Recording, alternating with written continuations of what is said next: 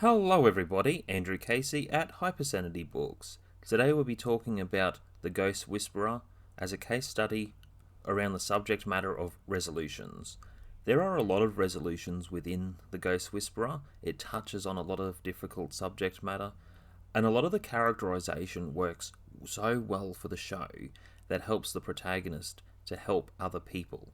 In order to tell you my story, I have to tell you theirs.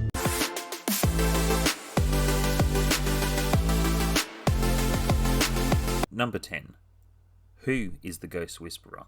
I don't understand. Why do all you ghosts come to me? You're really, you have a knack for, we just trust you. That was just a little joke from Family Guy, though without that joke I wouldn't have even known about the show. It gave me something else to look forward to because of that little joke. With the Ghost Whisperer, one of the premises of one story, there is a ghost with a lot of anger wanting to kill someone because he thinks he killed his granddaughter. While the story's unfolding and he's remembering other memories and other things, he also finds out that she is still alive, pretending that she was killed and run away. So it's quite tragic when a lot of the different subject matters unfold within the conflict. The conflict resolution to these difficult subject matters, I find it handles the show handles it in a well way. There are other times where there is the long pause where a character says, what are they saying? As in the ghost, because they can't see the ghost. Only she can see the ghost. I like the show. It has a lot of positive resolutions. And one of the more interesting points with the Ghost Whisperer, when they talk about the light, there is forgiveness on the other side. She doesn't actually know. And with that type of subject matter, there was a couple really difficult subject matters that were touched on within the story, which I found were horrible situations where someone is finding forgiveness within the resolution. Number 9. Act on thoughts. One story that hit a lot of heartstrings for me was where a person had lost their child and sees that someone else at the park has 3 children, and she's having her terrible thoughts. This is in her life while she was alive. Having terrible thoughts. Why does someone get to have 3 healthy children and I have none? One of the worst things that people do is play on thoughts like that in their mind. It's the poor me syndrome with the subject matter to the Ghost Whisperer. This character, the way she was saying it when she was telling her story when she was the ghost, and what she did to a child, taking it from its parent and raising that child, it was a hard subject to touch on.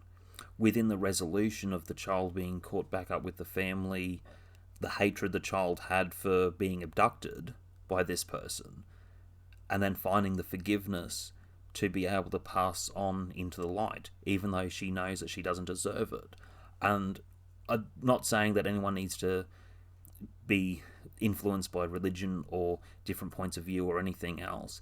It is hard to find forgiveness with very difficult subject matters, and in some case scenarios you can't find resolution. Number 8. Child deaths. Tell them it's okay to be happy. Tell them that I'm happy. So what? She's blind. She's not. Are you blind, Andrea? Blind? No? You're like a ghost or something. I am not. Melinda, tell Dylan I'm not a ghost. There was one story within the Ghost Whisperer where, and this is the hard subject matter, a child dies in a swimming pool, a brother feels responsible for the death, the parents are divorced. And it is common with a lot of child death situations. It tests a family, and a lot of the time a family in a large percentage will divorce after a child's death. The child being stuck within a purgatory, that is also a tragic situation to think about. And I'm not saying that I understand the subject matter, whether something is real or not with the supernatural. I wouldn't know. I'm just reviewing something that I enjoyed as a show. With the subject matter of the resolution, the hard point is the child expecting the parents to get back together when that may not necessarily be the best thing for them. For the sake of the child, to try to help reassure her, the father reads the child book to the ghost child, and she crosses over. It still touched on the difficult subject matter, and they did it in a nice, respectful way. Tell Mommy and Daddy I'm gonna like it there. Nana says so. Tell them I love them. I'm sorry I got you in trouble. I didn't mean it. Number 7. Antagonists. There are antagonists within the series. Focusing on the first season, within the end there's the plane crash, and there are heaps of people who died outside the plane crash and inside the plane crash. With the subject matter, you got the antagonist who's trying to keep people to be earthbound instead of crossing into the light. So with the subject on talking about access and boundaries, obviously Miranda isn't going to influence this person to cross into the light when the intention is to keep people stuck in that infinite cycle being earthbound.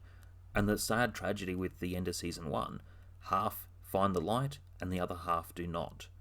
And I found that antagonistic figure within this part of the story worked really well and realistic. There are other warnings of the balance with helping people to cross over and not helping people to cross over.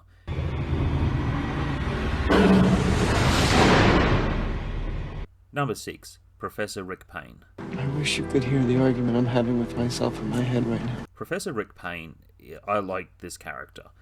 He worked well, he had a background within the occult, and a lot of different knowledge into something that he does and doesn't believe in. With the character he works in with Miranda, and as certain things are coming forward, he's realising that there's something more to her character, asking him for help. The way the character helps to problem solve, he helps problem solve with his profession in a unique way. He also has a dry sense of humour. He wasn't to be carried on for season 4 and 5 due to his other TV show he was working on, Gary Unmarried. I enjoy it, actually. I haven't seen much of the series. I haven't got the time to put too much into it at the moment. I do intend to watch the seasons. He has that character where he feels like Rick Payne within Gary Unmarried. With the character Rick Payne, I enjoyed him through the show. He helped with a lot of resolutions to his profession mostly, and it was the way it was able to talk about different occultic subject matters to help with the narrative forward. She wants to know if you can forgive her. It's what she needs to find peace and crossover. No. I could say it, but I'd be lying. I could say the words if that's what you want. You'll never get another chance like this. Number 5. Conflict of interest. In season 4, Professor Payne, it's his last episode, so they touch on a few things with his character and introduce the Eli character. I'll touch on him in the next point. With Eli, there's a prehistory to helping a student with a on and off relationship with a toxic partner. And that is a common thing that people go through. Don't get me wrong. There are different interpretations. Who's right, who's wrong. It's not always black and white. Most of the time it's grey areas. On the subject of the grey area, he has some feelings towards her, and he cuts the therapy knowing that she's having feelings for him, but he's also not admitting to having feelings for her. Within her death and the resolution, he admits and opens up the truth about his feelings. This proves that he's also a flawed character, but also a realistic character like other people. And there are different subject matters of conflict of interest within workplaces, within schools. There are sometimes people meet years later, and there was a prehistory between, let's just say, a teacher and student. And it can happen with a relationship. I'm not saying search for it. I'm not saying respect and don't respect boundaries. I'm not saying that. But the character was shown to be flawed, and it showed some positive resolution. Number 4, Eli. I say life. Who is he? His name's Eli James. He's a psychology professor with a therapy practice at the university. You can't see them, but you can hear them. So the good news is I'm not dead. The bad news is I might have to spend the rest of my life listening to people who are. And helping them. He's wanting to be in some sort of denial about it because he doesn't believe in the supernatural. His character also had different ways of problem solving, and the therapy background for the profession with the character worked well for the show. I found it was also annoying in one way because I felt his character was so unique. He wasn't a second-class character replacing Professor Payne. I also want to make that clear. Both characters, I love them both equally within the series. Now, I wish there were episodes where they could have been together to problem solve in a different way, where you have someone with the profession of the occult and someone with the profession of therapy. I think that could have worked well for different episodes, though, for all purposes, it didn't go that way. And the Eli character didn't feel second class. He gave a lot of different insight on psychology subject matters that helped for those different positive resolutions. He also had a lot of humour that was put into the story without being too forceful, and it wasn't repetitive. Number 3, husband. With the Jim character, I think he worked well for the show. He didn't have too many flaws and conflicts. He was a supportive husband, and sometimes that's necessary because the conflict is outside of the household. Though in the story where he died and there was another body left and he passed into the light, so he takes over that body, that part of the series, I found that frustrating because the character came from one profession of a paramedic to trying to find himself, and there was always that extra conflict in the story outside of the other conflicts. And there is that relatable part where, are you putting your family first, are you putting someone else first to try to help this ghost cross over? And don't get me wrong, some of the episodes were fine. They were fine on this. I did find it as a pet peeve though, because there was just too much different conflict going on that felt unnecessary, although felt obvious. And I think as one part where the husband, it worked for the story, where he has the mind of the other person with his own mind and different conflicts of trying to figure out his life, his identity and truth. It was good, well done storytelling. I just felt like they focused on it a little too much. That's just my gripe. Number 2, The Next Generation. That makes me feel strong. You are strong. We hear about her seeing ghosts, and then there's another supernatural part past that for the 5th season where Aiden, their child, he has different abilities that she doesn't have. So he sees what they call shinies and shadows.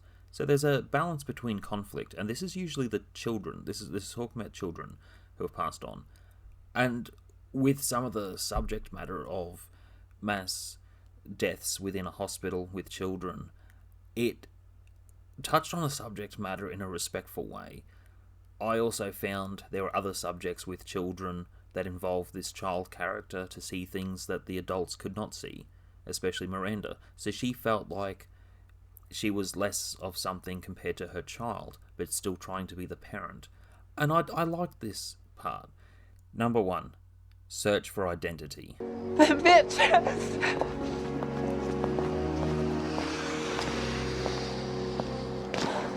I guess your car got caught in the path of the plane. No. The Andrea character died at the end of the 1st season. That was a twist. With the next character that replaced her, Delia, I felt like it was forced to begin with. I hated it. I felt like the character wasn't necessary to the story. She had a few other qualities as a character, don't get me wrong. I just felt like the character was a people pleaser and forced into the story. And with her son, Ned, it just didn't feel right. Though, as time progressed with the story and the character was changed and Ned grew up and there was a little bit more happening within these two characters with that search for identity or that place within the story, they did work well later on in the series. They were just, I felt like they weren't introduced in the right way. To be unique characters, they felt like they were second-class characters to the Andrea character. Ned, Eli, Ned. Cool, you're the guy that hears ghosts. You're Delia's kid. The one that hears about ghosts. Otherwise, that's it for today. Hit like, subscribe, comment, and if you feel like reaching out, email me, andrewcasey@hypersanitybooks.com. And next week we'll be touching on Cruella. But that's another story and shall be told another time.